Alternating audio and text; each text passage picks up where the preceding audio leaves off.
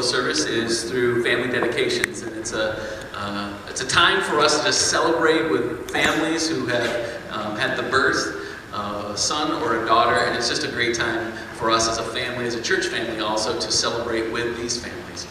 And some people ask, well, is this something that we find in the Bible? Is dedication something that we're supposed to do? Really, it's more of a church tradition than anything else, but we do find a passage in the Bible when Samuel was dedicated to the Lord in the book of 1 Samuel.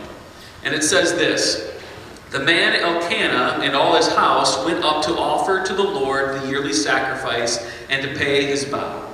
But Hannah did not go up, for she said to her husband, 'As soon as the child is weaned, I will bring him, so that he may appear in the presence of the Lord and dwell there forever.' Elkanah, her husband, said to her, 'Do what seems best to you. Wait until you have weaned him. Only may the Lord establish his word.' So the woman remained and nursed her son until she weaned him. And when she had weaned him, she took him up with her, along with a 3-year-old bull, an ephah of flour, and a skin of wine, and she brought him to the house of the Lord at Shiloh. And the child was young. Then they slaughtered the bull, and they brought the child to Eli.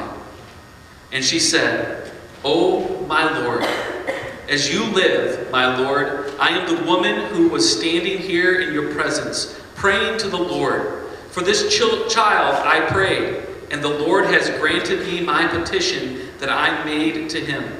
Therefore I have lent him to the Lord. As long as he lives, he is lent to the Lord.'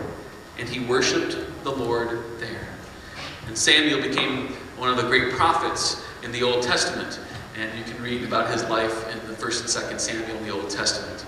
And so we kind of follow this as a tradition where we allow families to come and dedicate. Now, the reason why we call it family dedication here is because it takes more than just a child, right? But it takes a family to raise a child. And so we need godly moms and godly dads and relatives and godparents and things like that to come alongside to help raise the child and encourage the parents along the way.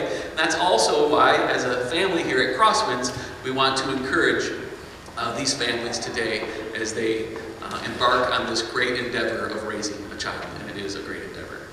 And so at this time, we're going to ask the Pogues. At this time, they're going to come with Micah.